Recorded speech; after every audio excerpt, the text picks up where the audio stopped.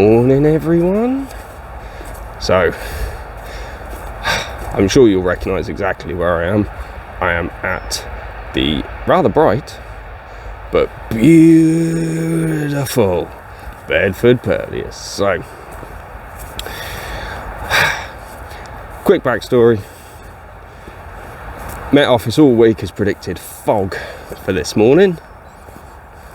I woke up this morning and there is no fog. So, had to scurry some plans together quickly because I really wanted to get out with the camera now. Now I've come down here to do something a little bit different. Woodland, but different. But so I feel like I should talk to you guys about my current situation with life. As some of you are aware, my ma got rushed into hospital on the Friday before Christmas. Now, as a result, that has taken up a lot of my time, going to and from the hospital, visiting, things like that. She's still in at the moment. That's why it was quite late getting the last couple of vlogs up from my Peak District trip, which was actually at the start of December. Wasn't actually released till the start of January this year. Yeah, very slow recovery. It's going to be a very long process, so things for a little while are probably going to be a little bit hit and miss on the channel, but we'll make it work. I have got plans to be out today, plans to be out Monday, so we'll just have to see where the wind takes us and yeah, how things transpire. But enough about that. Anyway, let's not dwell on things like that. We can only do what we can do. So,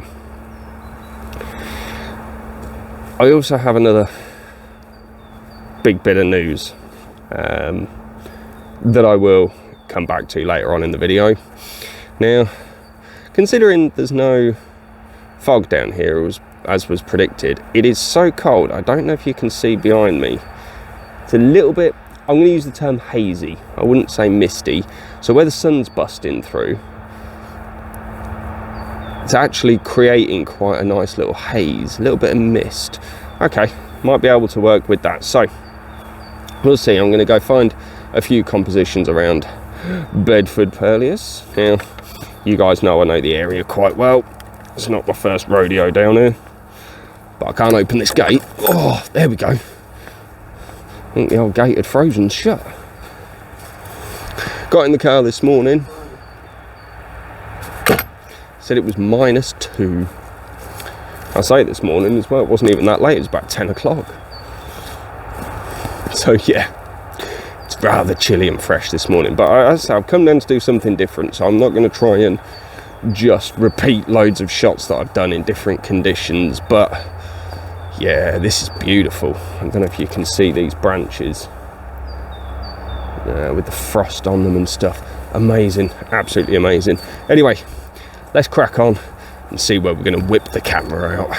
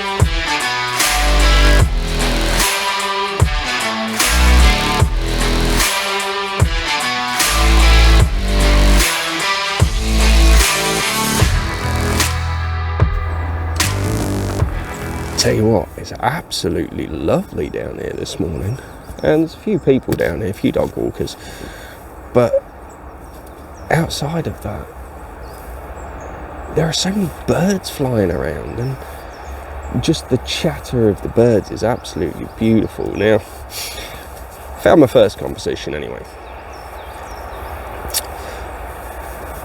and I'm trying to utilise that kind of mist behind me, but it doesn't appear to be coming through on the camera very well. I don't know what I'm doing wrong. I think what I've done is I've framed up the picture with the 12-24, and I've gone in quite close at, well, no, actually not as much, 14mm. But the sun is right at the top of the image, and I don't know if that's just burning out or blowing out that mist. The problem is the mist is only where the sun is. It's almost, well, it's haze really more than mist, but yeah, not really sure.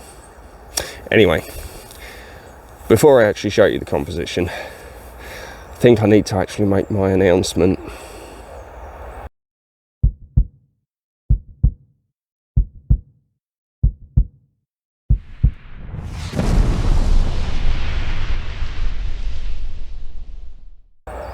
Okay, so there we have it.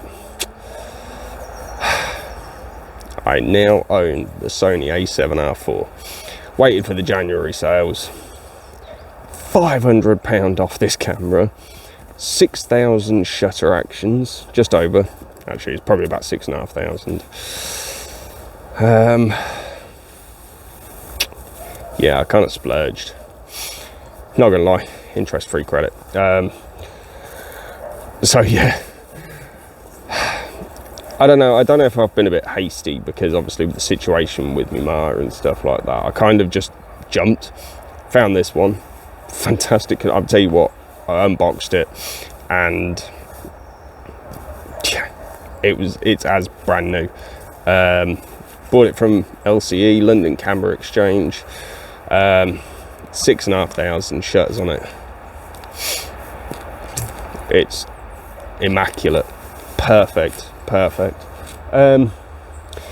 This is the first time that I've actually been out to use it. So I bought the camera a couple of weeks ago. It arrived one Friday, and yeah, I've just genuinely not had chance to use it.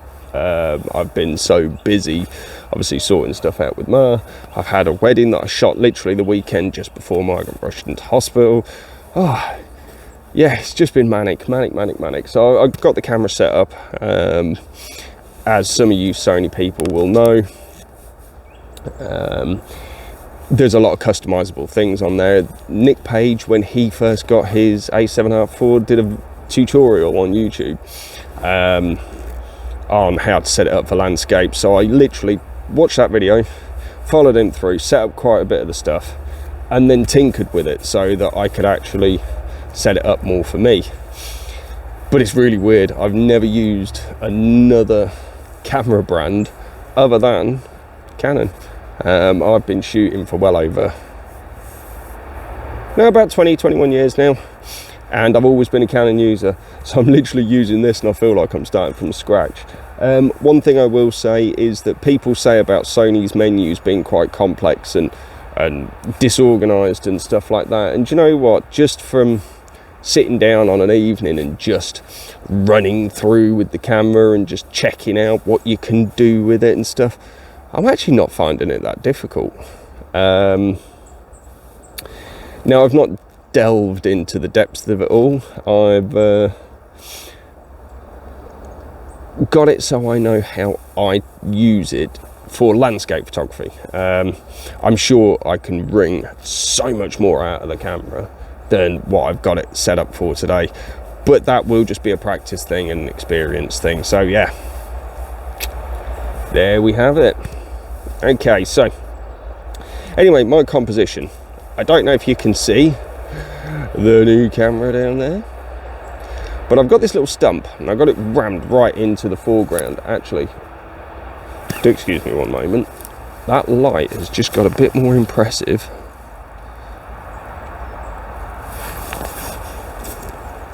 Sorry, I'm tilting you all over the place. Yeah, so I've got that rammed right down in the foreground. And what I'm doing is, obviously you've got these trees in the distance. And with the sun behind them, they've got these shadows using as lines to pull in, ideally to this misty area, but it doesn't seem like the mist is really coming through, which is a little bit disappointing. Now I have got all the leafy area in the bottom sort of 2/3 with just 1/3 of the actual trees and stuff behind.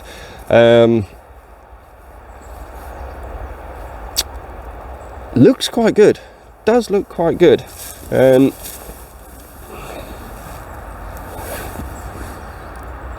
Okay, yeah, a little bit of mist is pulling through. I just retook that shot because the sun seems to have moved into a potentially better place. Now I have done a 3 bracket shot on there as well, because obviously I'm shooting into the sun. The dynamic range is insane, and while the Sony is better than the Canon 5DS at handling the dynamic range, I still want to err on the side of caution, because as I say, it's the first time I've had the Sony out. And let's be honest, why not? What am I going to lose other than 2 extra? It's 3 bracket shot, so it's taking 2 extra images that are going on the memory card. I can look at them when I get into Lightroom, and if I decide that it's not even worth bracketing, won't bother. I'll just use the standardized exposure that I used and just tweak it and stuff. But erring on the side of caution, why not? So right, I'm going to crack on, see if there's any more compositions, because what I also want to look at as well is not just this mist, but I also want to look at potentially doing some Frosty macro photography as well. So stick with us, let's go see what we can see.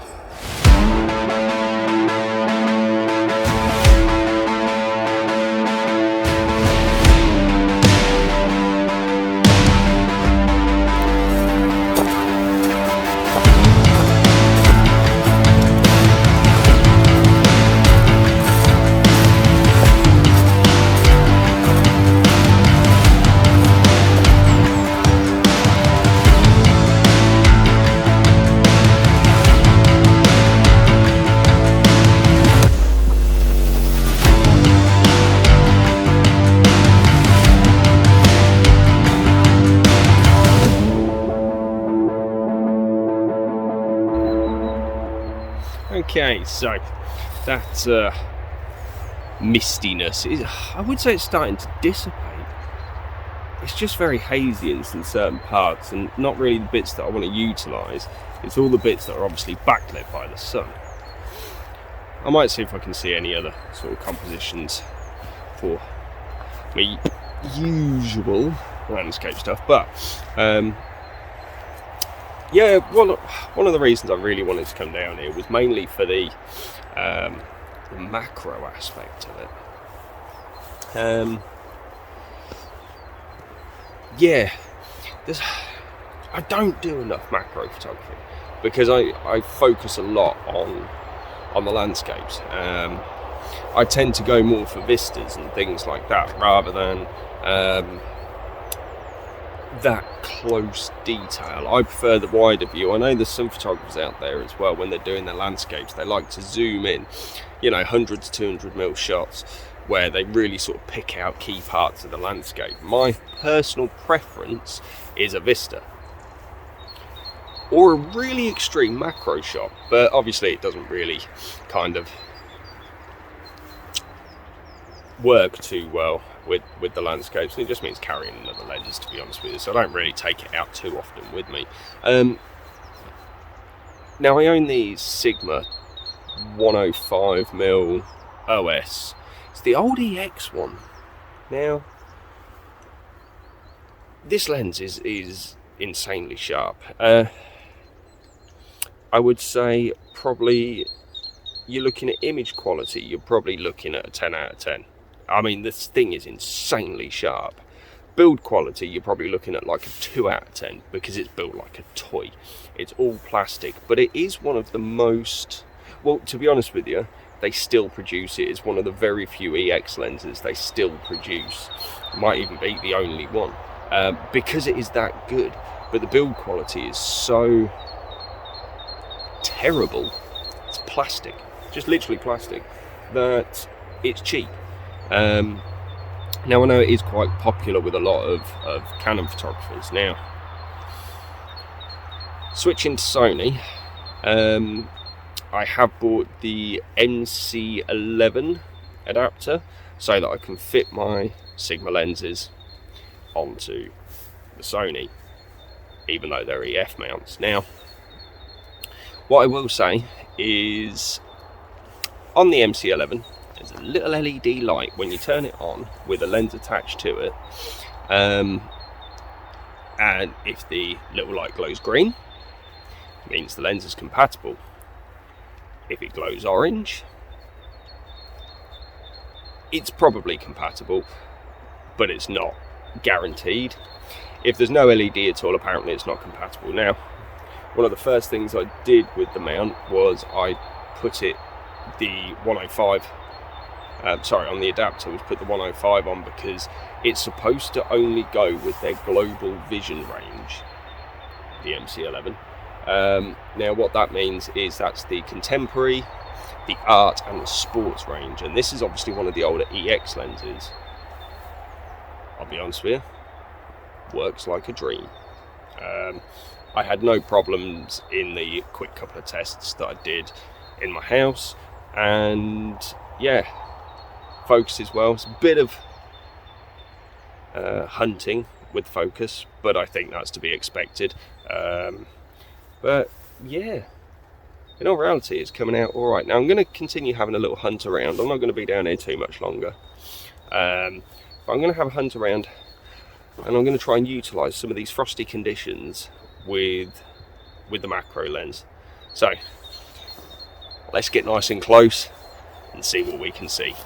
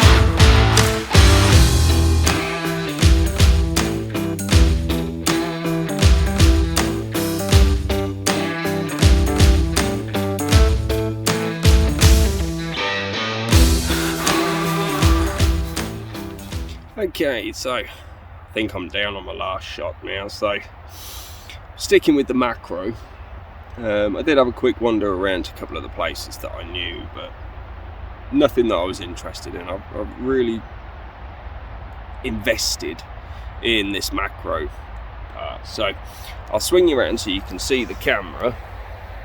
So we've got the old tripod splayed out everywhere.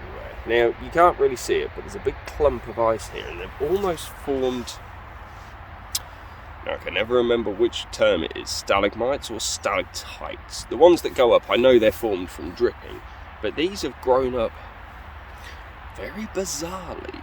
I'm not sure if it's a case of frost on frost on frost on frost on frost, and it's actually built up a layering, or what it is, but it's really, really bizarre. Now what I'll do is I'll just quickly take you onto the back of the camera so you can actually see what I'm talking about. Okay, so we're getting quite a bit of reflection on the screen. I have used one of the amazing benefits of owning the A7R4, and that's the articulated screen. Now, compared to having a static one on the 5DS, that's a massive difference, especially when it comes to doing macro work as well, because it means that you can obviously get really low down and move that screen so it's actually more visible for you. You can see me in the reflection on the back. Now I am still getting quite a bit of reflection, so I've tilted it down for you, but you can see here, if I just come in closer, I don't know if it will focus properly, it's almost formed these little ice trees, which I found quite fascinating. Now I did just take a picture of this. Let me zoom in. Now, considering the Sigma 105 macro was not meant to be compatible, look how sharp and detailed the ice is. Yeah, it's not a brilliant example because the camera's, well, my phone that I'm filming on is actually trying to focus on the back of the camera and struggling a bit there, but you can actually see, get my finger in there, the detailed layering in the ice there. Now that's a picture I've already taken. Now obviously it is just out of camera. Top screen, there we go. It is just out of camera and it's zoomed right in on the centre on one of these bits here. Not even I'm sure because it's zoomed in that close. So yeah, absolutely fascinating stuff. Now, so I'm probably going to make this my last shot of this little trip down Bedford Purlieu, to be honest with you. So I will start to sign off now. Yeah, it's been fun. It's been good to actually get the camera out for the first time, and it's nice to be actually out in doing something I really enjoy and kind of putting the distractions of my private life to one side for a few hours. Now, say I'm out today, Saturday. It is the 21st of January. So my last location vlogs from the Peak District, the Snowy Peak District, part 1 and part 2. They were filmed at the very start of December. I think it was the 10th of December, if memory serves me right. And obviously a lot has gone on since then, which is why they weren't released till the start of January, which might make it seem like it's been a very short while for me buying the Sony. It actually hasn't. It was well over a month. I deliberated over it for a while. But yeah, it's not just a case of, yeah, I've ignored everyone's comments and stuff. It was just literally a case of when I posted it up. Although in saying that, I don't know when this one will be going up because I don't know when I've got time to actually edit it. Now, yeah, today is Saturday the 21st. I'm in Birmingham for a gig to see one of my favourite bands tomorrow evening. Good stuff. And then I'm off on Monday to, well, fingers crossed I am, obviously, anyway. The plan is go out on location on Monday for another big announcement. Now, yeah, obviously if you have liked this, I suppose it's the Mr. Macro Woodland photography, give us the old thumbs up, drop some subscribes as well. You know the drill. I'm sure you've all seen these videos before. And this is Mike out. Take care. Be safe, everyone. Peace.